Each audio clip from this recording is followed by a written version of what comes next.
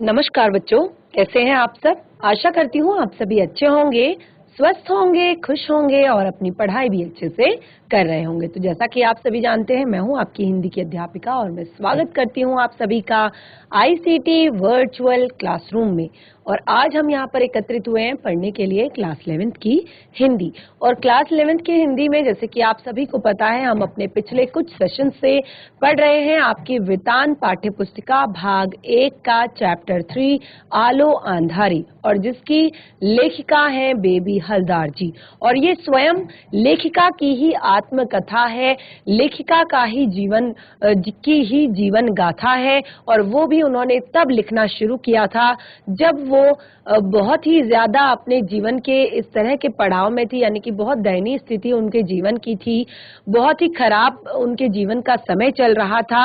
और उस समय उन्हें तातुश मिले और तातुश ने ही उन्हें प्रेरित किया अपने जीवन में अपने लिए कुछ करने के लिए, अपने जीवन में पढ़ने के लिए, लिखने के लिए। तो सारी उन्होंने अपनी आत्मकथा इस जीवन में लिखी, इस पाठ्य पुस्तिका में लिखी है कि क्या क्या उनके जीवन में किस किस तरह से घटित हुआ। तो आज भी हम इसी चैप्टर को कंटिन्यू करेंगे और चलेंगे स्मार्ट बोर्ड की तरफ। शुरू करेंगे आज का सेशन, सभी बच्चे ध्यानपूर्वक पढ़ेंगे।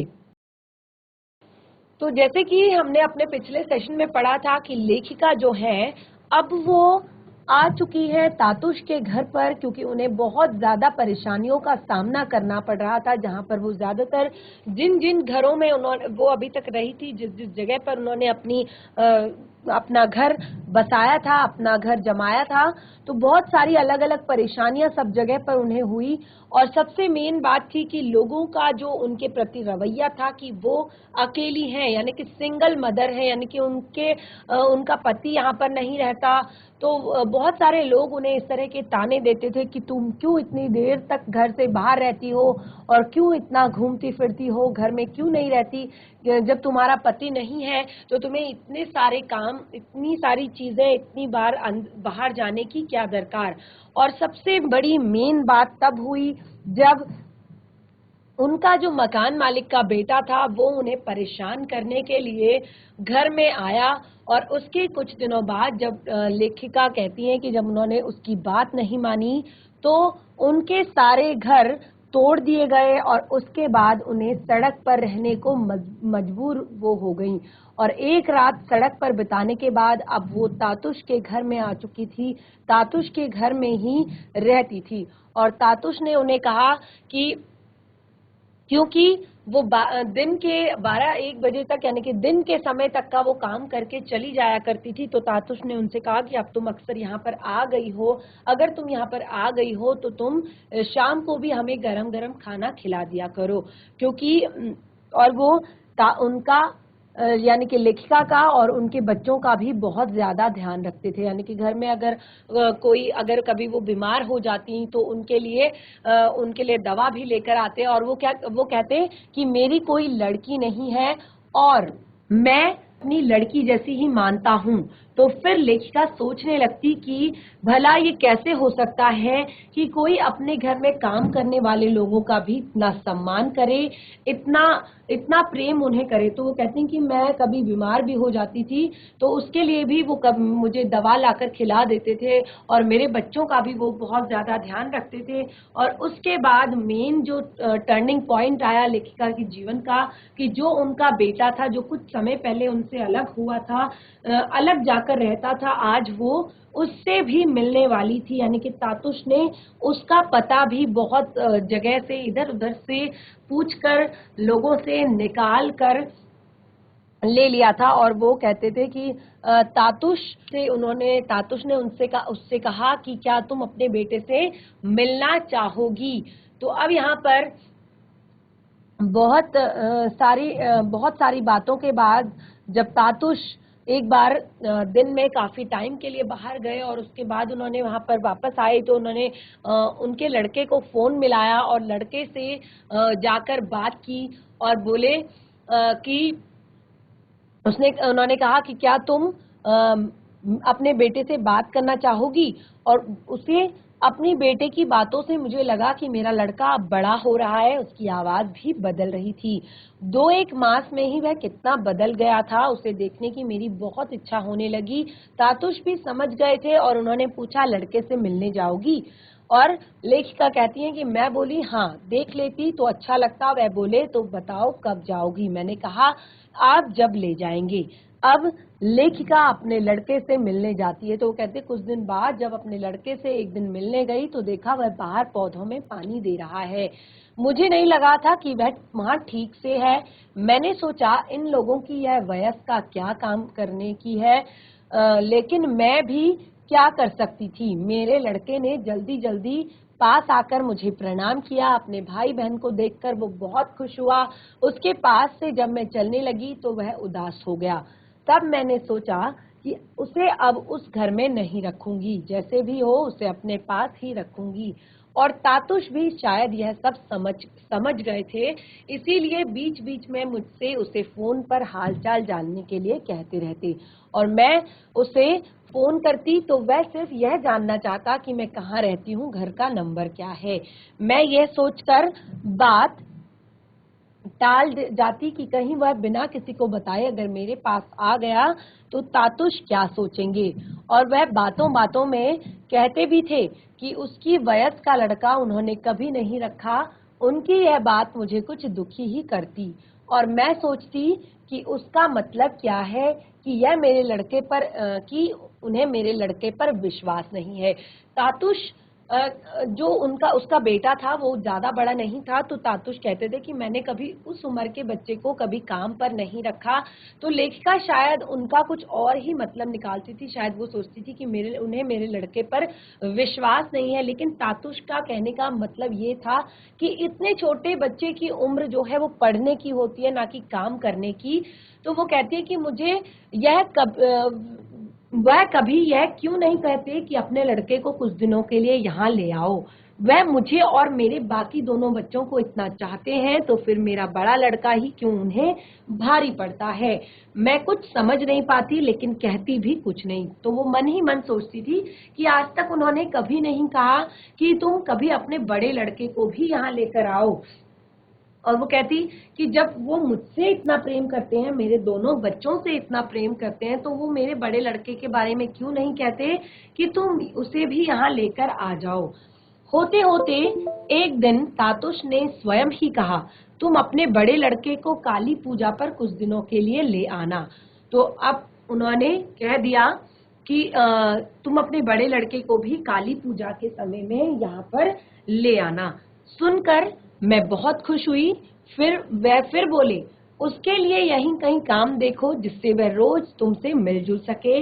लेकिन बेबी, जानती हो ना, बच्चों से काम कराना गैर कानूनी है। देखिए, बिल्कुल वही बात जो मैंने आपको बताई कि तातुश कभी नहीं चाहते थे कि उस उम्र का बच्चा जो है काम करे, क्योंकि उस उम्र के बच्चे की उम्र जो है वो पढ़ने लिखने की है। तो आज उन्होंने बेबी को भी ये बात बताई कि हो सके तो तुम उसके लिए आसपास के घरों में ही कुछ काम ढूंढो। और वैसे तुम्हें पता है ना कि बच्चों से काम कराना गैर कानूनी होता है, उसे वहां से छुड़ा लाना चाहिए। उसके लिए ऐसी किसी जगह काम देखो जहां रहते रहते वो कुछ और काम या कुछ लिखना पढ़ना भी सीख सके। ऐसा ही कुछ हमें करना होगा। लेकिन 3 बच्चों को लेकर क्या यहाँ रहना सही हो सकेगा? मुझे नहीं लगता। मैंने कहा, आपने तो कहा था कि मैं यहाँ काम करते करते कहीं और 1-2 घंटे का काम पकड़ सकती हूँ, तो मैं वैसा ही क्यों ना करूँ। तातुश बोले, उससे क्या होगा बेबी, एक जगह से काम करके आओगी और आकर फिर यहाँ खटना होगा। ऐसे में तुम्हारा स्वास्थ्य कहाँ ठीक रहेगा। इतना भाग दौड़ करना ठीक नहीं, और फिर उसकी जरूरत भी क्या है। अभी तो यह सब जैसा चल रहा है वैसा ही चलाओ। तातुश की बातें सुन मुझे बहुत माया होती, यानी कि बहुत अच्छा लगता कि एक वो पिता की तरह, एक बड़े भाई की तरह, एक अभिभावक की तरह समझा रहे हैं और बुझा रहे हैं कि तुम्हें जीवन में कैसे काम करना है, जीवन में कैसे आगे बढ़ना है। मैं सोचती इस तरह से तो कभी मेरे बाबा माँ ने भी मुझे नहीं समझाया। लगता है पिछले जीवन में वह सचमुच मेरे बाबा ही थे, नहीं तो मेरे अच्छे बुरे की इतनी चिंता क्यों कर। उसने फिर कहा, तुम्हें मैंने लिखने पढ़ने का जो काम दिया तुम वही करती रहो। तुम जितना समय यहाँ वहाँ के काम में लगाओगी उतना लिखने पढ़ने में लगाओ। तुम देखोगी एक दिन वही तुम्हारे काम आएगा, और कुछ और करने की क्या जरूरत। तो अब तातुश उन्हें कह रहे हैं कि जो काम मैंने तुम्हें दिया है लिखने पढ़ने का, तुम उस पर ध्यान लगाओ, तुम्हें कहीं और काम करने की जरूरत नहीं, क्योंकि एक दिन ये पढ़ाई लिखाई ही तुम्हारे काम आने वाली है, तो इसीलिए तुम्हें बाकी चीजों की कोई जरूरत नहीं होगी। इसी से काम चलाओ ना बेबी। और फिर यह भी तो सोचो कि तुम्हारे लिखने को लेकर मेरे बंधु तुम्हारा कितना उत्साह बढ़ा रहे हैं। हमेशा कहते हैं कि लिखती जाओ, लिखना बंद मत करना। उन्हें मालूम पड़ेगा कि तुम वह न करके बाहर जा जाकर दूसरे काम कर रही हो, तो वह मुझे ही दोष देंगे, यानी कि मुझ पर ही गुस्सा करेंगे। तो अब तातुश ने उन्हें इस तरह से समझाया कि तुम पढ़ाई लिखाई पर ध्यान दो, पढ़ाई लिखाई करो, जिससे कि तुम्हारा जीवन अच्छा होगा, ना कि घरों घरों में काम करने से।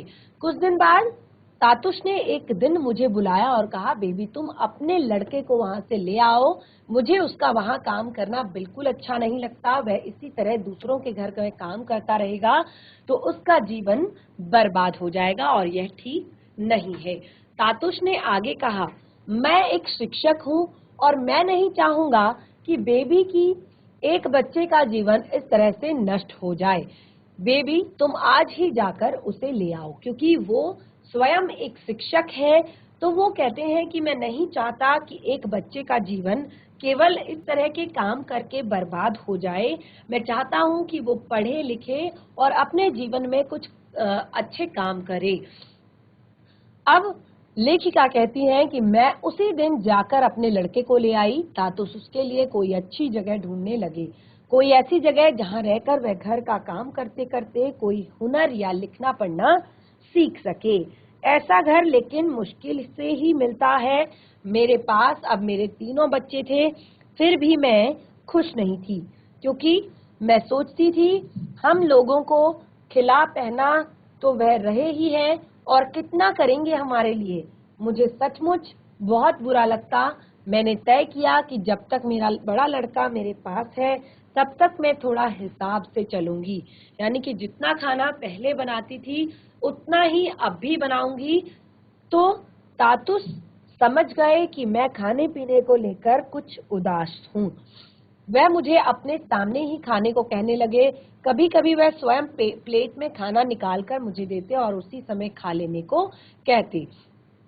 उन लोगों का ऐसा स्नेह देखकर कभी कभी मैं सोचने लगती कि मेरा इतना सुख अभी कहाँ तक था, यानी कि उनको यकीन नहीं हो रहा था अपने उस जीवन पर, कि वो कहती हैं कि मैं उन लोगों का प्रेम, उन लोगों का स्नेह, उन लोगों की केयर देखकर मुझे यकीन नहीं होता था। मैं सोचने लगती थी कि मेरा इतना सुख कहाँ तक है, यानी कि मैंने कहाँ तक ये सुख देखना है, क्योंकि जिस तरह का उनका अभी तक का जीवन रहा था उससे उनको अपने जीवन से बिल्कुल भी उम्मीद नहीं थी, अपने आने वाली जिंदगी पर बिल्कुल भी भरोसा नहीं था कि वो अच्छी हो सकती है।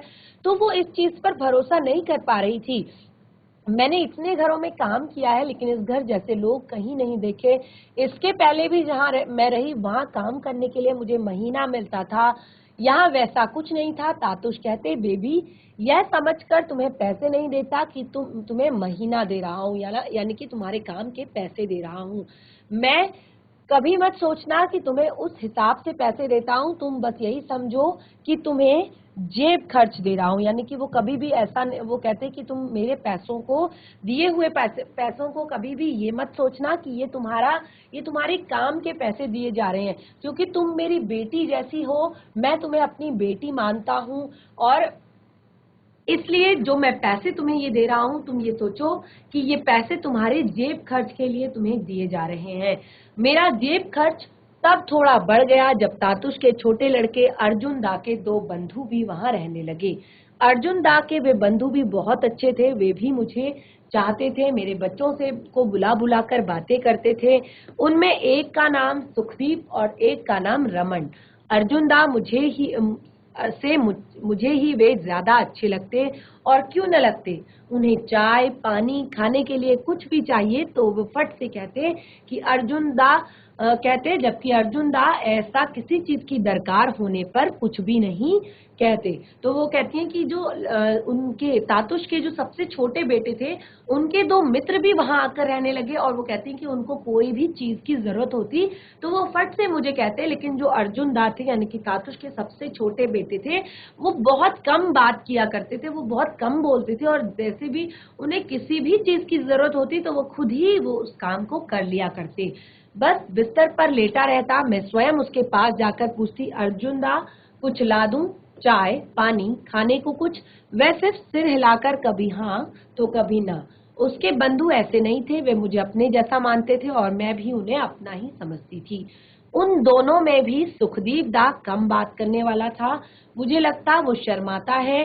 रमण दा दूसरी तरह का था, वह इस घर को बिल्कुल अपना समझकर रहता और वह मुझे काफी कुछ सिखाता भी था। तो लेखिका कहते हैं कि वो मुझे काफी कुछ सिखाता, जैसे खाने की कोई चीजें बनाना मैंने उससे सीखा, वह मुझसे मेरे बच्चों के बारे में भी बातें करता। वह कहता, देखो अभी छोटे हैं, अभी उनकी शैतानी करने का समय है, तुम्हें थोड़ा सावधान रहना होगा, उनकी पढ़ाई लिखाई पर नजर रखनी होगी, उन्हें सब समय खेलने मत देना, नहीं तो उनका पढ़ना लिखना चौपट हो जाएगा। रमन दा पहले सोचता था कि मेरे कोई लड़की नहीं है, तीनों बच्चे लड़के हैं। मेरी लड़की का खेलना कूदना धीरे धीरे दूसरी तरह का होता जा रहा था, और कभी कभी वह लड़कियों के कपड़े भी पहनने लगी थी। रमन दा की भूल उस दिन दूर हुई जब उसने मेरी लड़की को एक गुड़िया के लिए खेलते देखा। उसने तातुस से पूछा, बेबी का यह लड़का है या लड़की? इसके हाथ में तो गुड़िया है। तातुश बोले, क्यों, तुम्हें मालूम नहीं, यह बेबी की लड़की है। रमन दा ने हंसकर कहा, तभी तो और मैं समझ बैठा था कि यह भी लड़का ही है। रमन दा और सुखदीप दा के आने से घर में थोड़ी चहल पहल बढ़ गई थी, यानी कि बेबी का जो काम है वो भी बढ़ गया था, और कुछ ही समय के लिए, क्योंकि जल्द ही उन दोनों ने काम पर जाना शुरू कर दिया। और इस बीच लेखिका कहती है कि मेरा बड़ा लड़का भी मेरे पास से चला गया, क्योंकि उसे भी एक ऐसे घर में तातुश ने काम दिला दिया था जहां साहब लोगों ने उसे पढ़ाने का भरोसा दिलाया। मेरा छोटा लड़का और लड़की भी पढ़कर देर से घर लौटते, क्योंकि अब वे बड़े सरकारी स्कूल में जाने लगे थे। अर्जुन दा, रमन दा, सुखदीप दा काम पर से लौटकर फौरन सोने चले जाते।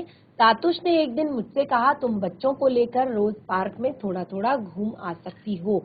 तो बहुत ही अच्छे परिवार में लेखिका को जगह मिली थी, जहाँ पर बहुत सारे लोग जो थे वो जीवन के प्रति सचेत करने वाले थे, जागरूक करने वाले थे, मोटिवेट करने वाले थे। और यहाँ पर अब उनके बच्चे भी काफी अच्छे स्कूल में पढ़ने लगे थे, और अब तातुश हर बार उन्हें हर एक बार नई चीज, एक नए अभिभावक की तरह, एक पेरेंट्स की तरह एक नई बात बताते कि तुम बच्चों के साथ घूमने पार्क जा सकती हो, और फिर वहां तुम्हारा मन भी बहलेगा। और फिर वो कहती हैं कि वहां पर बहुत सारे बंगाली औरतें आती, और वहां वो उन घरों के बच्चों को घुमाने लाती थी जहां पर वो काम करती थी। और जब उनमें से कई मेरे पास आती तो मुझे देखकर इस तरह की बातें पूछती, तुम बंगाली हो, तुम्हारा घर कहाँ है, तुम यहाँ अकेली रहती हो, तुम्हारा स्वामी कहाँ रहता है, वह तुम्हारे साथ नहीं रहता। वहाँ कई जवान लड़के भी आते थे और उनमें बंगाली भी होती, यानी कि लेखिका कहती कि कोई ऐसी जगह नहीं थी समाज में जहाँ पर एक अकेली महिला सुरक्षित थी। हर ओर से लोग उन्हें ताने देते थे, हर तरफ से लोग उन्हें नीचा दिखाने की कोशिश करते थे, उनसे बातचीत बढ़ाने की कोशिश करते थे, उनका फायदा उठाने की कोशिश करते थे। और तातुश ने भी उन्हें बता रखा था कि जब भी कभी बाहर घूमने निकलूं तो अनजानों से ज्यादा बातें न करूं। वैसे तो लेखिका शुरू से ही इतनी समझदार थी कि वो अपनी जो जरूरी बातें होती थी उसके अलावा वो किसी से भी कोई बात नहीं करती थी, और तातुश भी उन्हें इस तरह की ही शिक्षा देते थे। और लेखिका कहती हैं कि मैं भी वैसा ही सोचती थी और देखती भी थी कि लोग बातों बातों में ऐसी बातें पूछने लगते हैं जिनके जवाब देने की मेरी एकदम इच्छा नहीं होती। और बीती पुरानी बातें फिर से मन में लाना मुझे अच्छा नहीं लगता। यह सब देख सुनकर अब मेरी बाहर निकलने की इच्छा नहीं होती थी और बच्चों के खातिर ही वो कहती हैं कि मुझे बाहर जाना पड़ता था। एक दिन पार्क में मैंने एक लड़की को एक बच्ची के साथ देखा। उसे मैं पिछले कुछ दिनों से देख रही थी। उसके साथ वहाँ कोई बातचीत नहीं करता था। वह बच्ची को लेकर आती और उसी के साथ खेल खाल कर चली जाती। वह पार्क में आती तो कुछ एक लड़के उसे देखकर आपस में हंसी मजाक करते। वह किसी की ओर देखती तक नहीं। वह देखने में नेपालियों जैसी थी, लेकिन उस बच्ची को बंगला में बातें करती और जिससे मुझे लगता कि वह बंगाली हो सकती है और उसकी उम्र भी 20-22 की रही होगी। सिर्फ साफ मालूम होता था कि उसका ब्याह नहीं हुआ है। और वो कहती कि मुझे उसे देखकर बहुत मतलब एक मन में बहुत ज्यादा दया का भाव उत्पन्न होता कि मैं सोचती इतनी बड़ी लड़की को काम करने के लिए अकेले इतनी दूर आना पड़ता होगा। तो वो कहती है मैंने उसे आवाज देकर बुलाया तो वो खुशी खुशी आकर मेरे पास खड़ी हो गई और पूछा क्या तुम बंगाली हो। उसने हाँ और फिर नाम पूछने पर उसका नाम अपना सुनीति बताया। उस दिन से मेरा अच्छा मेल जोल उससे हो गया। हम एक दूसरे से रोज पार्क में मिलने लगे और वो कहती हैं कि बचपन में माँ के न रहने से कितना कष्ट होता है वह मैं जानती हूँ, क्योंकि लेखिका की माता का भी बचपन में ही देहांत हो गया था।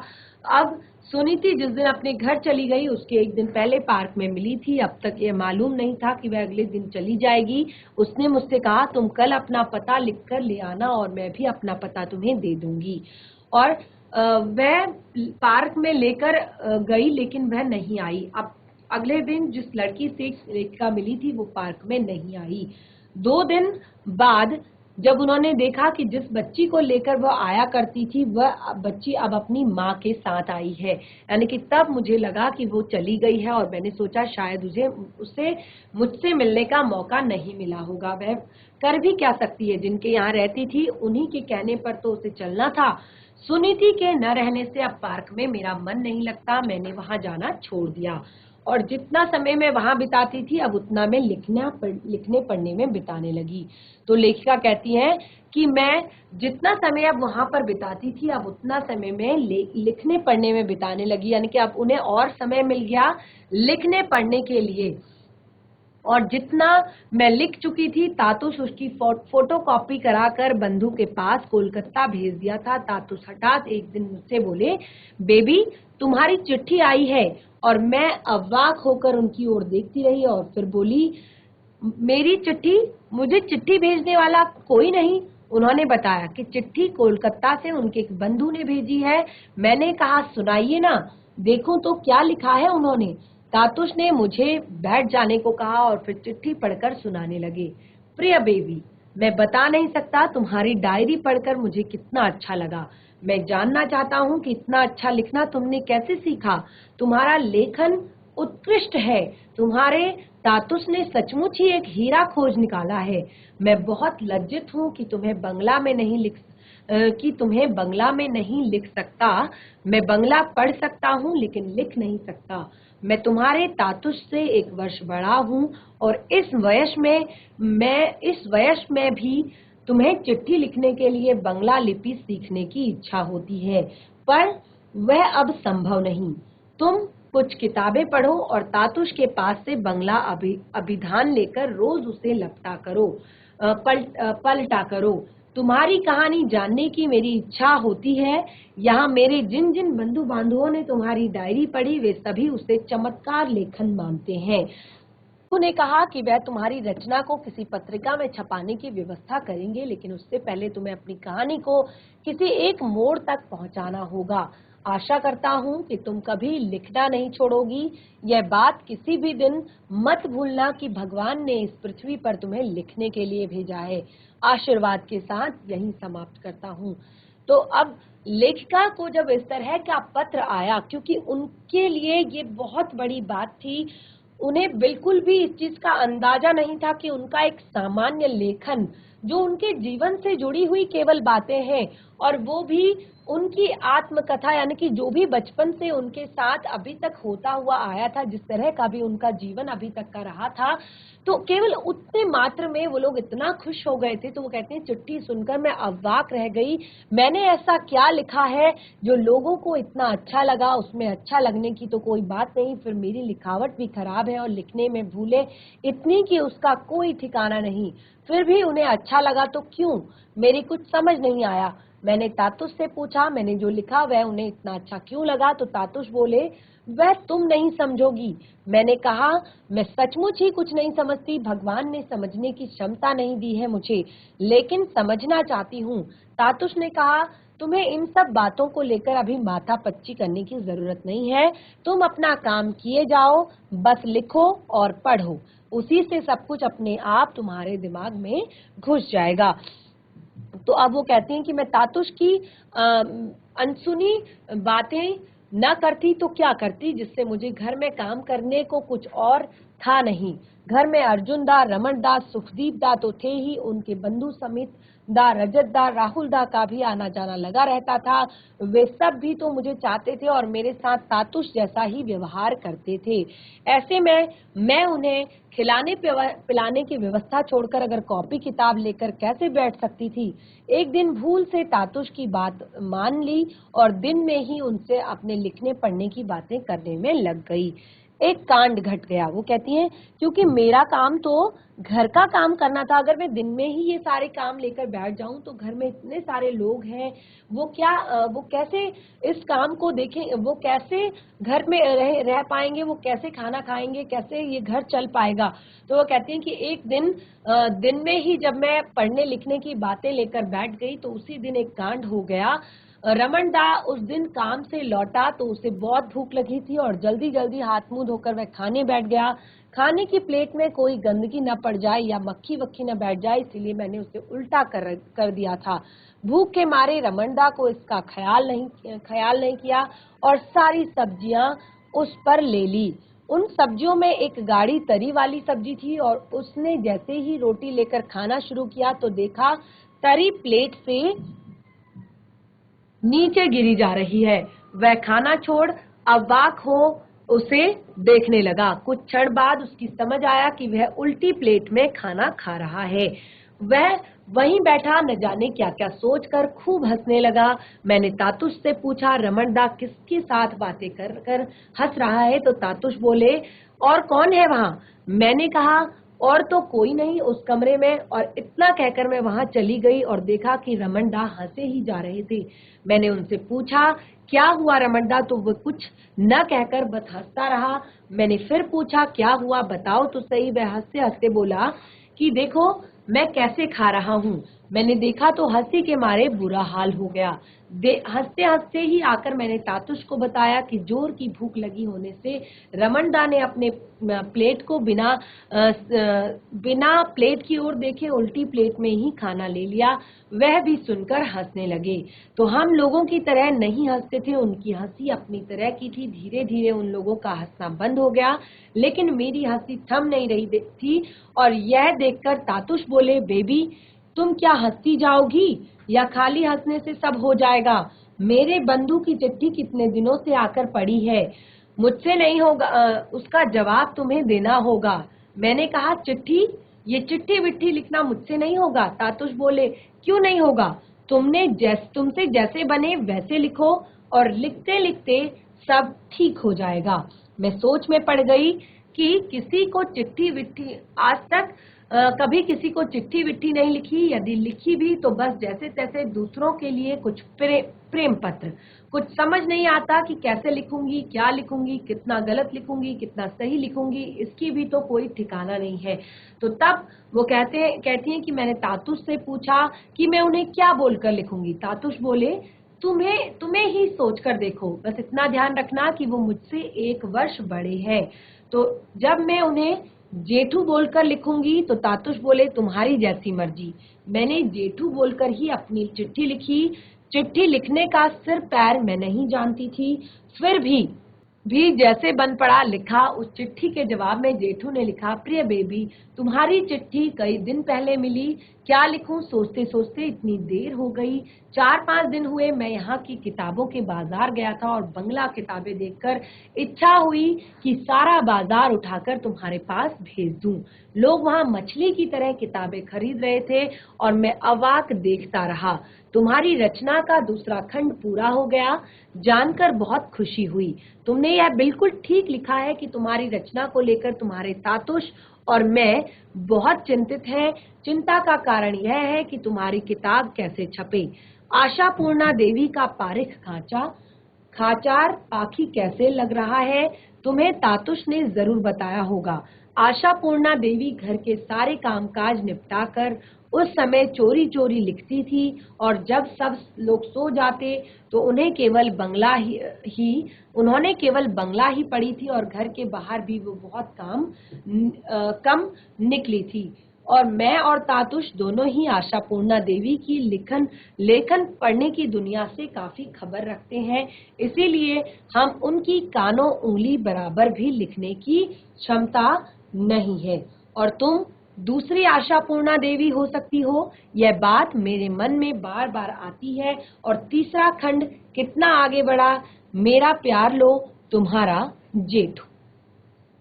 तो इस चैप्टर में अभी तक जहां तक लेखिका ने अपनी सारी बातें यहाँ पर बताई हैं, तो उनके जीवन की जो लेखन कला थी उसके 2 खंड अभी तक पूर्ण हो चुके थे, यानी कि उनकी पुस्तक जो है वो कुछ समय बाद छपने को तैयार थी। तो देखिए उनको पता भी नहीं था और वो अनजान में अपनी जीवन कथा को लिखती गई और उनके जीवन की गाथा आज देखिए वो यहाँ तक पहुंच चुकी है, जो आपके लिए एक प्रेरणा स्रोत बनकर आपकी पाठ्य पुस्तिका में दी गई है। तो चैप्टर हमारा अभी कंप्लीट नहीं हुआ है, इसे कंटिन्यू करेंगे अपने नेक्स्ट सेशन में। तब तक के लिए धन्यवाद। आपका दिन शुभ हो।